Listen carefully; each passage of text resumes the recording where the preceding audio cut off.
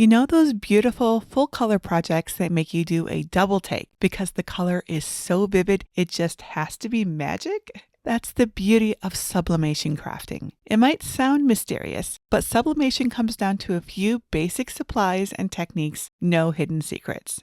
Hello everyone, Jennifer Maker here. It's a beautiful day to try crafting with sublimation. I'll break down the steps in a beginner-friendly way so your projects turn out amazing every time. Plus, I created a design just for this tutorial, my Sublifly color wheel. It's broken into colorful sections to show you exactly how sublimation ink prints and transfers. We'll use this design on a polyester t-shirt and a coaster using a Cricut Easy Press, and a ceramic mug using a craft-only convection oven. But first, what is sublimation crafting? In a nutshell, it's transferring colorful images on special paper using sublimation ink, and then applying heat and pressure to turn the ink into a gas. That gas is absorbed by polyester or polymer-coated surfaces, permanently dyeing the material. The end result is a vibrant, durable image transfer that won't fade or peel. And once you understand the process, there are just 3 basic things you need to understand to get great results. First, you need the right surface or blank. Fabric should be at least 65% polyester for bright transfers that won't wash out. 100% works best. Hard blanks should already be coated with sublimation-ready polymer for the best results. Since sublimation ink is transparent, any color behind the ink shows through. So images transfer brightest on white or light-colored sublimation blanks. Colored blanks will change how your design looks, while black fabric and materials require extra steps. Second, you need the right ink. Sublimation only works with specially formulated sublimation dye ink. Regular printer ink won't turn into a bonding gas, so don't try it. That's why you need a printer that's either made for sublimation or a converted inkjet printer. Just know that once a printer is set up for sublimation, it stays dedicated to sublimation ink only. And third, you need the right heat source. Sublimation needs high, steady heat, as well as pressure. For flat projects like shirts and coasters, I recommend a Cricut Easy Press or a Cricut Auto Press. Household irons don't get hot or consistent enough for sublimation. For curved items like mugs, I recommend a convection oven that's dedicated to sublimation crafting only. Mug presses work great too, but I prefer the oven since there's so much more you can make with it. It should never be used for food since sublimation ink can transfer onto the oven during heating and make it unsafe for cooking. Once you've got the surface, the ink, and the heat, you're almost there. The rest is learning a few best practices that I'll teach you as we make our projects. I recommend you watch this tutorial all the way to the end before trying it. And remember, you can change the speed and rewind as needed. To get started, head over to my free resource library at jennifermaker.com/725 to grab my free Sublifly design. Click Get a Password if you need one, or enter the library. Then search for design number 725 and click on the project file to download everything you need to get started. If you're not sure how to unzip the folder, go to jennifermaker.com/svgs for a quick tutorial. The steps are the same for both SVG and PNG files. Inside the download folder, you'll find 2 versions of my Sublifly PNG, one with hex code labels matching each color box and one without. My first best practice is to measure your blank's dimensions or design area to make sure your image fits inside the available space. For shirts, use a tape measure to measure the width across the chest, leaving empty space on both sides. Then measure about half the length of the shirt, starting a couple inches below the collar. Or check out my maximum recommended t-shirt design sizes over on my blog. For a large adult shirt like mine, 10.5 by 12.5 inches works best.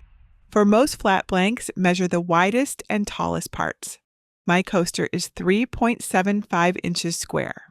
For curved blanks, measure the height first. My mug is 4.5 inches tall. Then use a looped measuring tape to find the spot where the numbers start to distort along its curve. That's your mug's maximum visible width without turning. Mine is 4.25 inches. My next best practice is printing from Google Docs for complete control over the design size, page position, and print settings. Type in jennifermaker.com/Google Docs to get to the right spot. Google Docs is free for anyone with a Google account. Just sign in or click Create Account to sign up for free. Then open a blank document. Click File in the upper left corner, then select Page Setup. In the pop-up window, make sure your paper is set to letter size, or 8.5 by 11 inches, and that the orientation matches your design, like landscape for the Sublifly. Set all 4 margins to 0 to use more of the page. Then click OK. Click the title in the top left corner and name your file so you can find it later. To add your design, go to the Insert menu, select Image, and choose Upload from Computer. Select and open your file. Images don't usually upload at the size we want, so click on the image and select Image Options. Click on Size and Rotation in the Image Options panel. Make sure the aspect ratio is locked to keep its proportions, and set the size to fit your blank's design area. I'll set the width to 10.5 inches wide to fit on my size large shirt.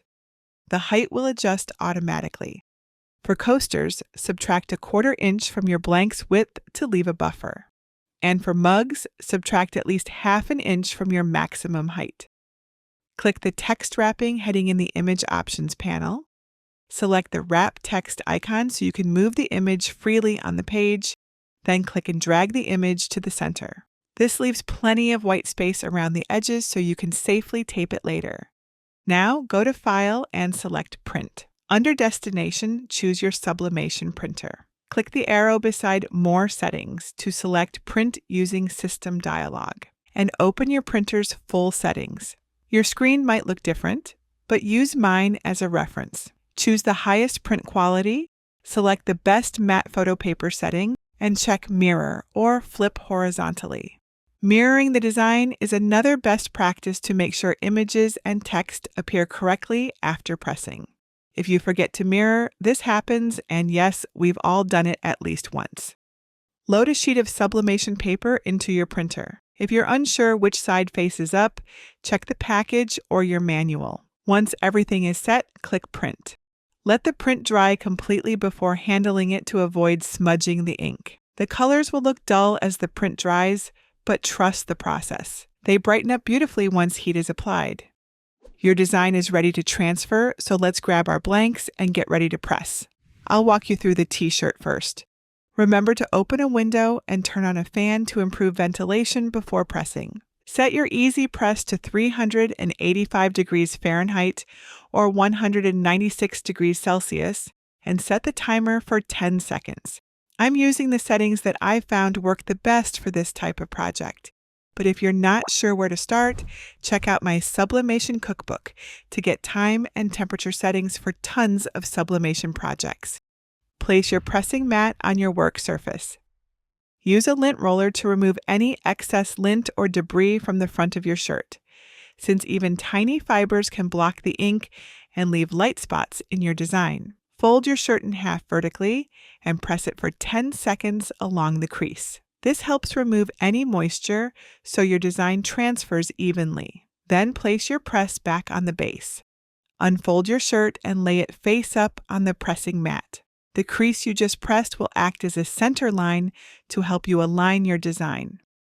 Slide a piece of white cardstock inside the shirt under where your design will be to protect the fabric on the back from Sublimation Ink. Then smooth out any wrinkles except for the crease to help your design transfer consistently. Here's another best practice to remember. Gently tear around the design for soft, feathered edges that blend into the fabric and help prevent harsh lines or indentations in the fabric.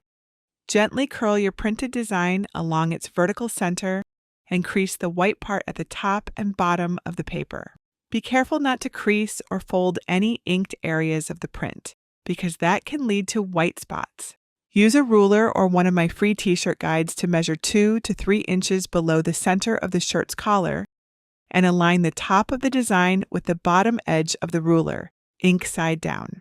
Line up the creases on the paper with the crease on the shirt to center it perfectly. Use heat-resistant tape on all 4 sides to secure the design to the shirt, smoothing the print and the fabric as you go. Avoid placing tape over the design to prevent discoloration when pressing. If you're using a t-shirt ruler, remove it. Place a fresh piece of white, uncoated butcher paper on top of the design for protection. It should be large enough to cover your design and heat press completely. Always use a new piece of butcher paper so ink from a previous project doesn't transfer during heating. Check that the temperature of your easy press is at 385 degrees Fahrenheit or 196 degrees Celsius, and that the timer is set for 40 seconds. Cover the entire area of your design with the easy press and hold it in place with light, even pressure on both sides of the press for 40 seconds. When the time is up, lift the easy press straight up to avoid ghosting or a shadowy double image. Let the project cool for about 10 seconds so the ink can settle into the fibers. Remove the butcher paper, tape, and print to reveal the design. Take out the cardstock from inside the shirt. And now you have a beautiful shirt you've created using basic sublimation techniques and best practices. Now let's practice sublimation some more with our coaster. Set the temperature of your easy press to 390 degrees Fahrenheit or 198 degrees Celsius and set the timer for 5 seconds. Prepare your work area and blank the same way as your shirt. Lay down your pressing mat and white cardstock. Clean your blank with isopropyl alcohol and a lint-free cloth to remove debris and skin oil, and cover and preheat it for 5 seconds with medium pressure. Use scissors to trim around your print, leaving a 1/4 inch of blank paper around the design. Then center it face down on your blank and secure it with heat-resistant tape. Place the coaster on the cardstock with the print face down and cover it with butcher paper. Make sure your press is at 390 degrees Fahrenheit or 198 degrees Celsius and press for 50 seconds with medium pressure.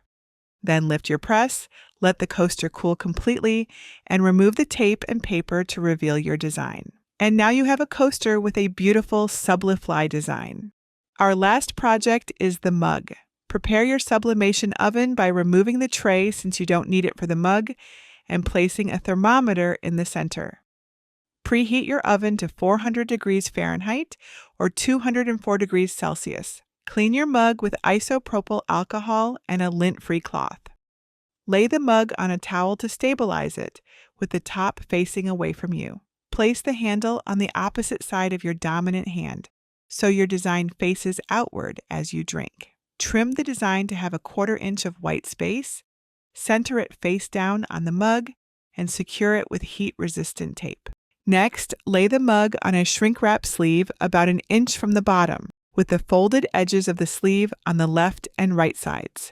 Use scissors to trim 3 inches off the top of the wrap. Hold the wrap at one of the folded edges and slide the mug in, with the handle pointing up toward the folded edge. Hold the wrap in place over the handle and use scissors to cut the wrap at the top and bottom of the handle. Then cut along the edge to make a hole for the handle to fit through. Fold the left tab under the handle and secure it with a piece of heat-resistant tape. Then pull the right tab under the handle and secure it to the left side. Take the 3 inches of wrap you trimmed away earlier and cut along one of the folded edges. Pull the wrap under the handle and around the shrink wrap sleeve like a belt, and secure it with heat-resistant tape on the opposite side of the mug. Put on your heat-resistant gloves and use the heat gun to slowly heat the shrink wrap to conform to the mug, taking special care around the handle. Make sure most wrinkles are clear, but don't make it too tight or it will pull apart in the oven. Once your oven is up to temperature, remove the thermometer. Place your wrapped mug upright inside the bottom of your convection oven. Heat the mug for 15 minutes, rotating it 180 degrees halfway through with heat-resistant gloves on. This simple oven sublimation best practice helps the heat hit more evenly. When the timer is up with your gloves on, carefully remove it from the oven and let it rest on a heat-resistant surface until it's safer to handle. While the mug is still warm, carefully peel away the shrink wrap and the print. Congratulations! You've successfully mastered the basics of sublimation crafting, and now know how to create shirts, mugs, and coasters, bursting with beautiful color. To keep your projects looking their best for a long time, be sure to take proper care of them. I recommend you wait 24 hours before washing your shirt to allow the ink to fully bond with the fabric. Turn it inside out and wash it in cool water with gentle detergent. Then tumble dry on low or hang it up to air dry. And I recommend hand washing your mug with mild soap and allowing it to air dry. And you can easily wipe away spots on your coaster with a damp cloth. If this gets you excited to make more things with Sublimation Ink, come join me inside my advanced program, where I show you how to customize your designs with names so you can create gorgeous personalized gifts. I even teach you how to select colors from your image to create custom gradients for beautiful text. You can learn more at jennifermaker.com/advance. And if you could use more help on getting up to speed, my book, Sublimation Made Simple, is the perfect next step. It's filled with easy-to-follow tips and techniques that take the mystery out of sublimation crafting, whether you're decorating wood, fabric, or more. From choosing the right sublimation settings to getting great results with your heat press, this guide helps you craft with confidence and color every step of the way. Check it out at jennifermaker.com/sublimation made simple. And I would absolutely love to see the projects you make from this tutorial. Please share a photo in my sublimation group at jennifermaker.com/sublimation group. It makes my day to see your projects come to life, truly. And that's it for today. Until next time, this is Jennifer Maker reminding you to craft a life you love.